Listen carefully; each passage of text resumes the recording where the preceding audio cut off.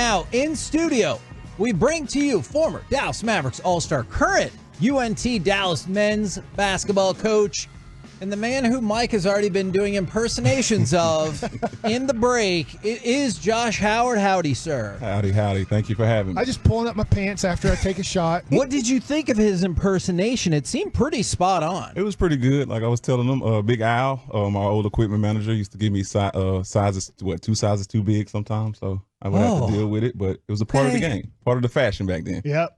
You watch like and one stuff and you just see them doing that and one stuff. You're like, how did you dribble between your legs? Yeah, because there's so much, it's bagging so much. You're like, I don't know how you did that. Now, Dak Prescott came out, and I know, like, what's he really going to say? Mm-hmm. But he said, watching the Rangers win, watching the Stars in the Western Conference Finals, watching the Mavs in the Western Conference Finals. He's like, fires you up. Did you, like, keep tabs on other DFW sports while you were here? And, like, did they reach out to you like, hell yeah, you guys are going to the finals? Like, how did that all work? Well, I didn't reach out, but definitely kept tabs. Okay. It's kind of like a brotherhood type, with the professional sport teams in the city. So rooting them on, cheering them on, like the Cowboys, the Stars, the Rangers, hell, even the Dallas Wings, what they've been doing. Yeah. It's just cool to see, like, we have that type of city where teams thrive, and I take that to the fans, and I spoke on this, I think, a week or so ago on another podcast I was on, where the fans really motivate us as athletes to go out there and perform at our best, and that's a part of the formula, I think, for success for a lot of our professional teams in the city. I've never asked this question, but as a former pitcher, the guy who pitched before I wasn't in the game, I was waiting my turn to pitch the next day. Mm-hmm. He might give me some tips, as in like, hey, when I faced him, he's in this state right now in his stance or his swing or whatever. It's against a little bit of the scouting report because he's not doing what he's usually doing. Either he's hot or cold. Yeah. After a playoff game, how much do you guys talk, let's say in the hotel, like the Mavs, and say, hey, Jaden McDaniels. So before you even get to film the next day, or do you have those conversations and just or not have them and just wait for the film the next day? I would say it depends on the player, and I guess the situation. And of course, I think this is one of those situations where we're basically a series away from the championship. So I think a lot of guys are sticking together and would probably talk right after the game. I use like me and Marquise Daniels as an example. If we was in this situation, I'm pretty sure me and he would have been on the plane talking. Our hotel room would have probably been doors down, so we'd have been talking or had dinner. So I'm pretty sure they've already strategized what's happened, what we did successful in that game to win. They've probably already talked about what's going to happen in game 2. So we didn't do anything. Minnesota just got tired. Didn't you hear that? That's all that happened. They just got tired. They didn't focus. Yeah, they didn't focus. That's right, because they were tired. Yeah, and I think, they have to find some type of, I don't want to use the word excuse, but something to hang, their hat on why they lost. I think y'all know this. Game 1s are kind of like up in the air. Sure.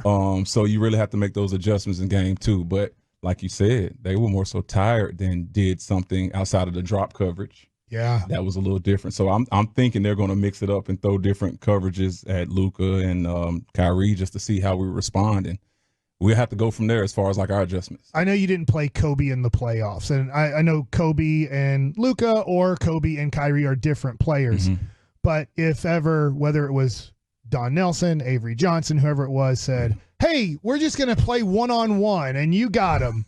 Like, it's never really worked in the history of basketball. Like the super great offensive players, if you don't change your looks and double them quite a bit, they will end up destroying you. And we saw for the first time over 60 points for the two guys for the Mavs in a playoff game this year. Yeah. And I was just surprised because I heard it before the game. I'm like, I think they're going to guard these guys one-on-one. And they did. They did. And they paid for it. So you were a good defensive player.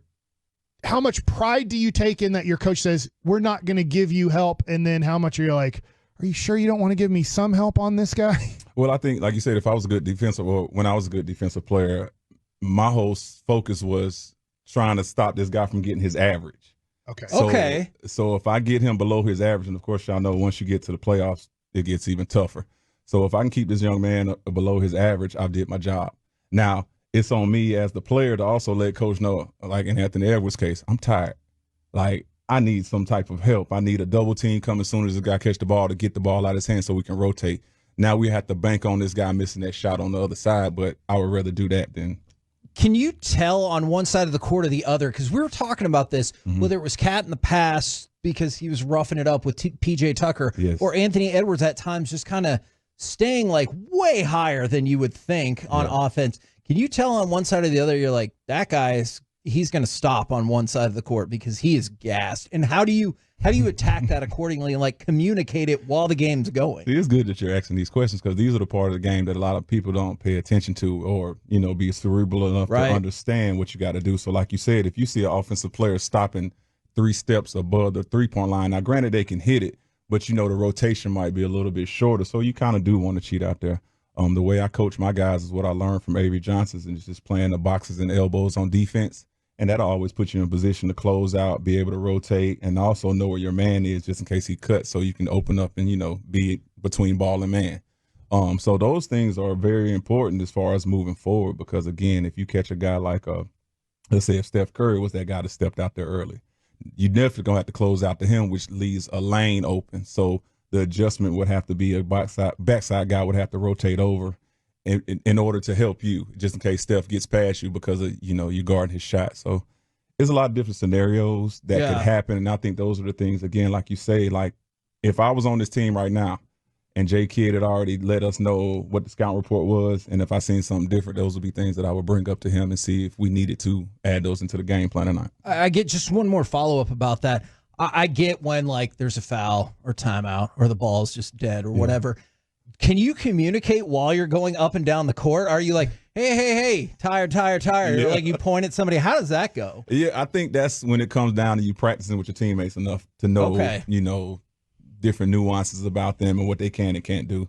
I like to mess with Jason Terry because we knew a lot of times Jason wasn't the best defender. Love you, Jet. But we knew we had his back. You get what I'm saying? So it would be times where we know, say, for instance, he might have a Steph Curry. He has to guard. Yeah. I might shade over a little step or two closer to Jet because I know what might happen as far as him driving to the basket and stuff like that. So those are little things, like you say, that if something happens like quick and I see that it's a player over there that might can't handle it, I might try to get over there to help him quicker, just because I know the situation. We all love Jason Terry, but somehow he forgot he was guarding Mario Chalmers in 2011. You're like, hey, did you want to guard anybody on this out-of-bounds play, or did you just want to wait till they shot the ball so you could get it back? So we should have warned you, in case you couldn't tell already. We're talking with Josh Howard right here on 105.3 The Fan. I like to think I know a lot about basketball. Mike is an encyclopedic knowledge of the history of the Dallas Mavericks, down to further down the bench players, down to specific plays and specific years. So, he'll be like, okay, here's what happened. I know you were in that game, but here's what happened. So here's what I want to talk about. Just 20-year-old Derek Lively. How much you were with, let's just say, Jop, and you're with Dampier. Your center's on the finals team in 06. Yeah. How much are they the quarterback on defense? Because it seems like Lively has a very high basketball, at least defensive IQ at such a young age. Yes, those guys are important. Like you said, Sagana and Damp in our run were important in us getting to those finals, and hell, even getting over that hump with that little brother down there in San Antonio. Yeah. You get what I'm saying? So to be I do. Yeah, to be able to get over that at that time was big time for us as an organization moving forward. With Lively, his energy, I just love watching him play when he gets in. He just does what he's supposed to do. Along with Gafford, man, we have like a twin towers that understand what their job is, and at that age is amazing. And he had a great coach in Mike Krzyzewski at Duke coming in here, but I can see him sticking around and being a better version of Damp and Ghana, and I love those guys to death. But Lively has a tremendous upside that I think can help us out. Can I guess this is your anchor on defense, and that might not be the right word, but your maybe quarterback on defense. Anchor. Can it be somebody besides your big guy? Oh, yeah. I mean, it could be a wing. I mean, I use myself as an example. Marquise Daniels as well, guys that, lived off of trying to stop a wing player, a premier wing player. So for me, it definitely could be a guard or a forward that can go out there and set the tone. One of the things I was fascinated about this last game in particular, because I saw the stat, Dallas only played 10 games since Luka made it to the Mavericks where they made 6 threes or fewer. They were 1-9 in those games. Then obviously they come up with the win in game 1. I guess, when do you get into the game when you're like, this is not working, we need to switch philosophies? Or do we go back to the only way to shoot yourself out of a slump is to keep shooting? You know, because like with shooters, you hear, hey, I'm hot, got to keep shooting. Yeah. Hey, I'm in a slump, I got to keep shooting. Like, it clearly wasn't there for the Mavs in game one then. Again, I think it's the classic, you know, you got to stick with what you're doing. Right. You know, your body runs off of muscle memory. So if that's something that you're doing is constantly shooting threes, I mean, stick with it. I know in my case, if I was out there, I'm more of a guy, like if I'm not making the threes, I'm driving to the basket. Like I'm going to create another type of scenario where I can score or make another opportunity for my teammate to score. So again, it's about being cerebral and understanding the situation at the time, because it comes, you know, like in a split second. So you got to, you know, make the right decision. Weird update right here, Mike, but from the 469, I just walked out of Buc-ee's and saw somebody wearing a Josh Howard Yes, jersey. sir. So, and they're listening while they're going in and out of Buc-ee's, and we're like, let's talk. There's so much to talk about with Josh Howard here, but I am going to ask this random question. Okay, let's see. Did you want number 5, or did the Mavs have a lot of Juwan Howard leftover jerseys and they just sent your number 5? That's crazy you ever asked that. So I did get one of Juwan's old jerseys. Okay. Everything else that I got from my rookie year after that was my personal jersey, but there was a one Juwan Howard jersey that was left over, and of course I was a big fan of his as far as growing up. Yeah. But the reason why I got number 5 was because in high school, of course I'm not going to tell my age, psych, I was 98. They decided in my state where I'm from, North Carolina, that kids can wear single-digit numbers. Okay. So my high school coach at the time decided, hey, Josh, you've been wearing 54, 43. Like, I didn't care what number I wore. Last number, double-digit number I wore was 55, just random. He's like, Josh, I'll get you number 5 if you want it. I was like, all right, let's go with it, you know. And from 97, 98, my senior year of high school, all the way until I retired basically. Okay. I wore a couple other numbers when I had to, but number 5 was it. All right, so you get drafted by the Dallas Mavericks. They had just come off the Western Conference Finals. So you're going to a team trying to win a championship. Yeah. So in a way, I'm going to use Josh Green now and Jaden Hardy. Okay. Josh Green at times seems to not be able to control his energy, as in he has too much, and it causes him to make mistakes because he's too hyper. Now, Jaden Hardy got kind of taken out of the rotation as the playoff rotation dwindles down, but now he's back in the rotation and making an impact. Can you talk about Marquise Daniels? I know the next year, Devin Harris gets drafted, 5th overall by a team that just got ousted in the first round. Yeah. Can you talk about being a young guy and trying to make an impact on a playoff team, not trying to like go to a team that's trying to figure out how to make the playoffs? Yeah, and that was a tough task to juggle, especially coming from a university where I was the head guy in charge, and then having to humble myself and understand that Dirk, Steve, and Finn were the main guys. So for me coming in and understanding that at the time, and like I say, using me and Marquise as an example, rebounding, defense.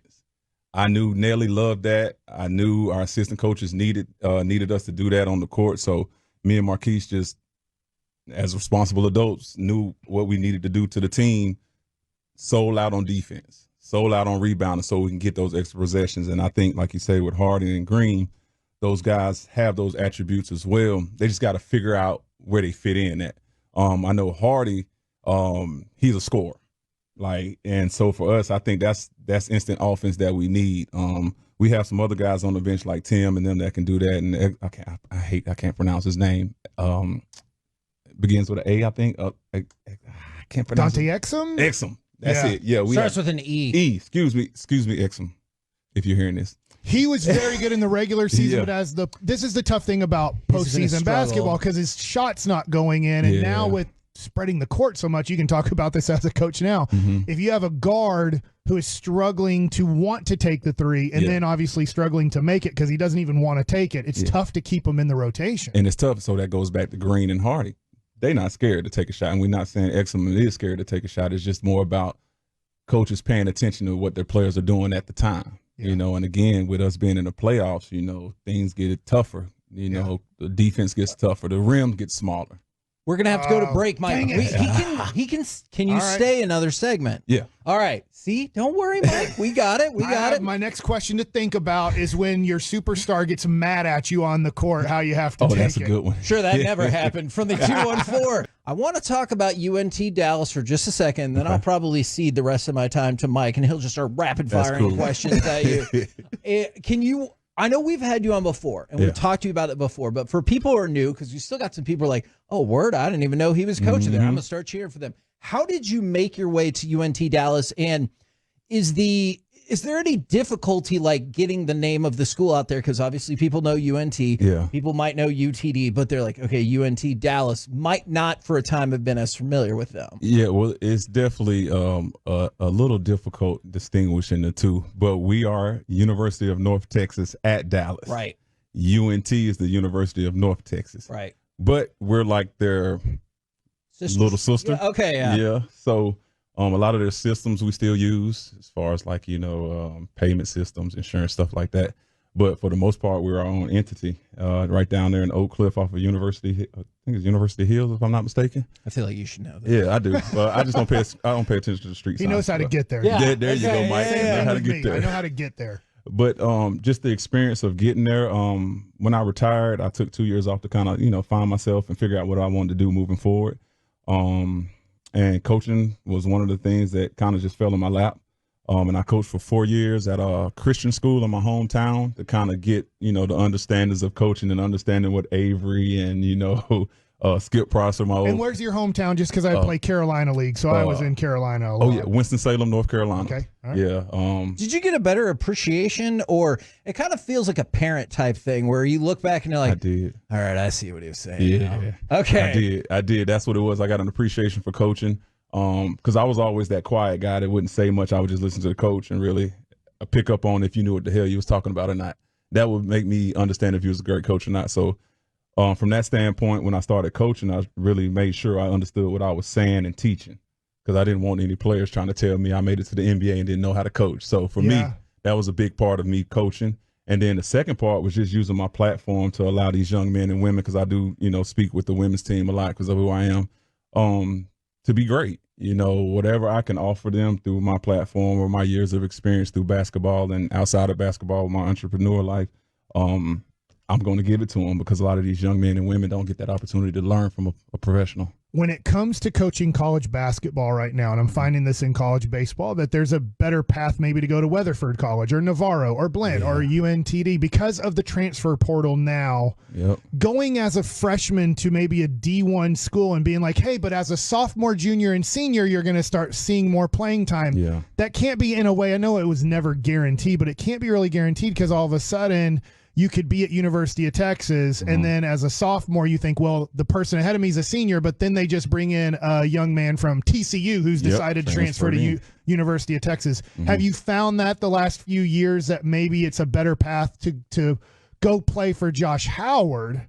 And then if, I'm not saying they should leave you, but if things work out 2 years later, all of a sudden a Big 12 or SEC school's like, we'd love to have you as a junior and senior on our team. Yeah, and that's actually the pitch that I give some of these players. Huh. Yeah, because at the end of the day, I know we're a new program. We've only been around for 4 years compared to other programs. So, of course, fundraising is one of our things that we're doing so we can have more full scholarships to get more, 4-star, 5-star players.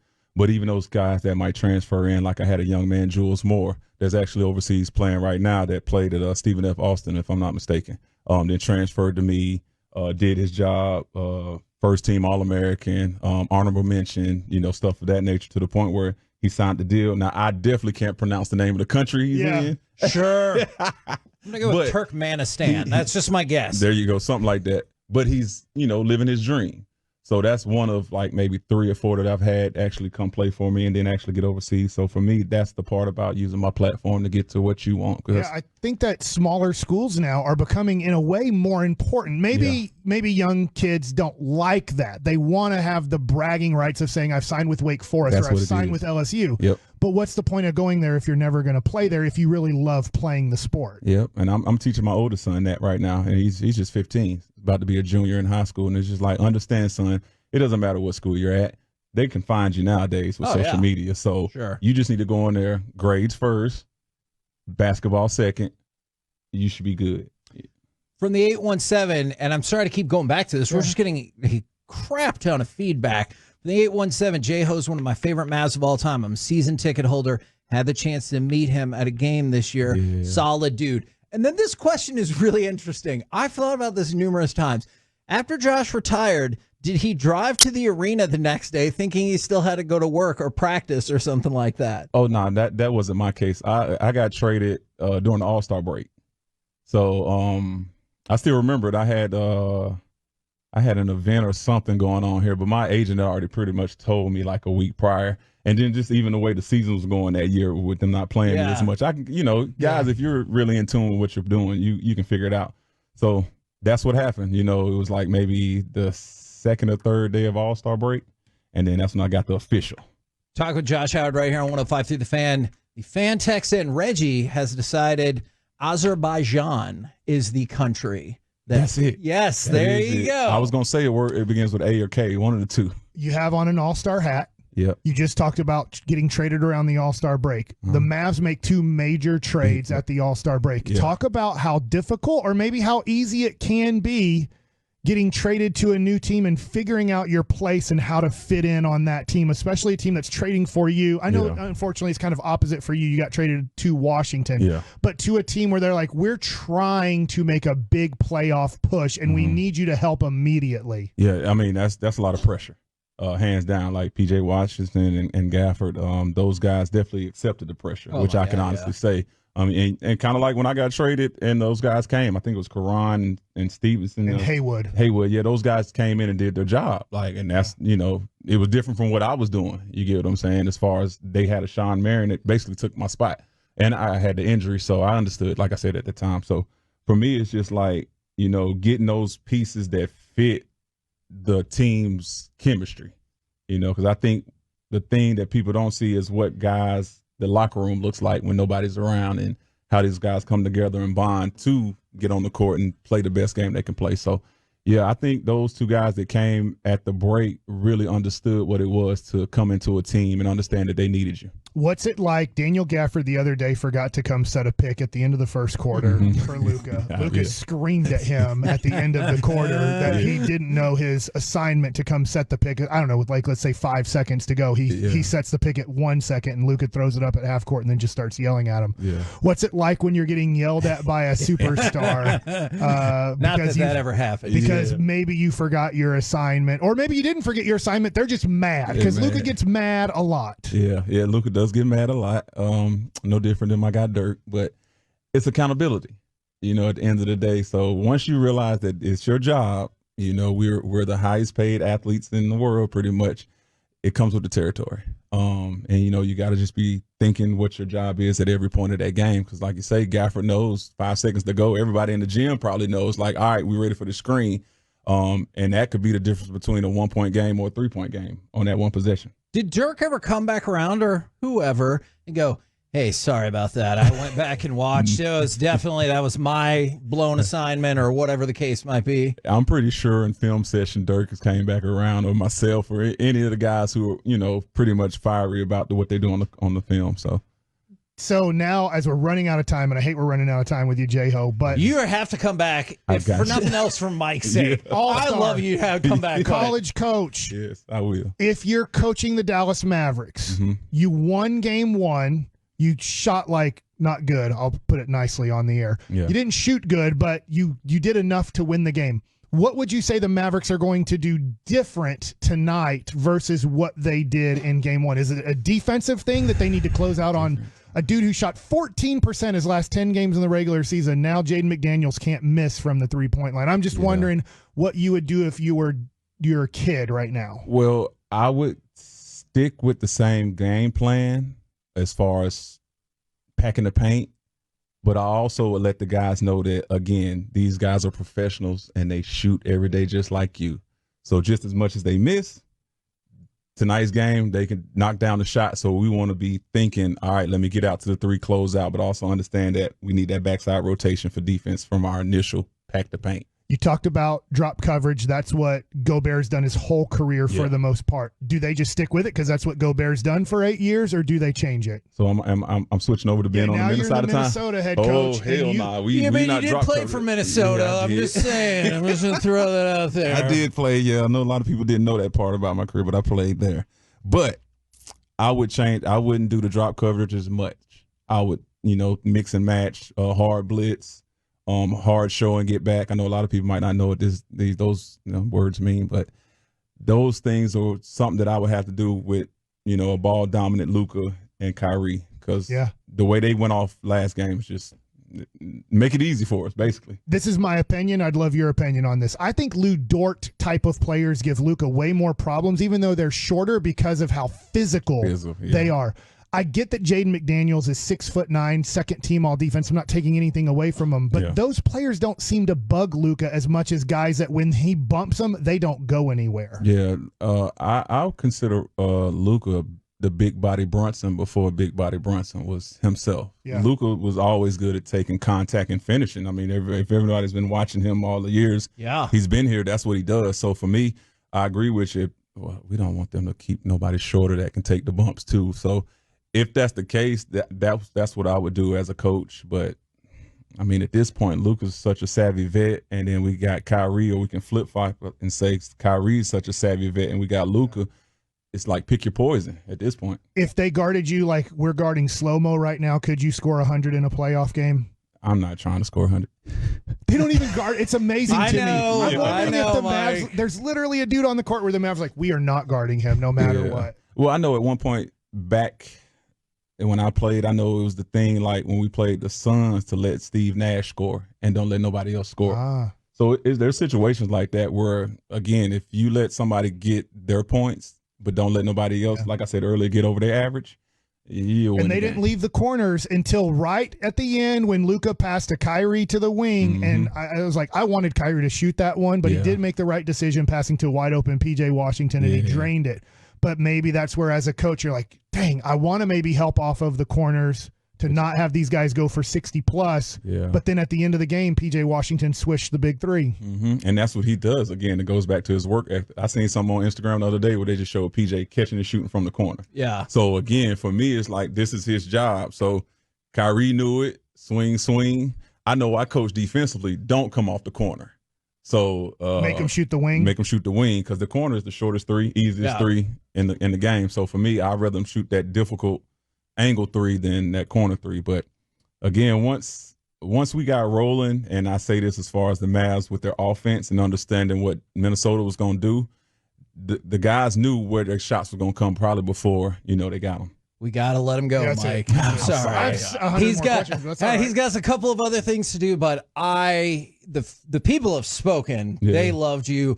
I know you got a busy schedule. We would love to have you back at any time, ladies and gentlemen. If you want to pick up UNT at Dallas men's head basketball coach Josh Howard, if you want to start picking up your fandom there, there you go. Thank you very much, good sir.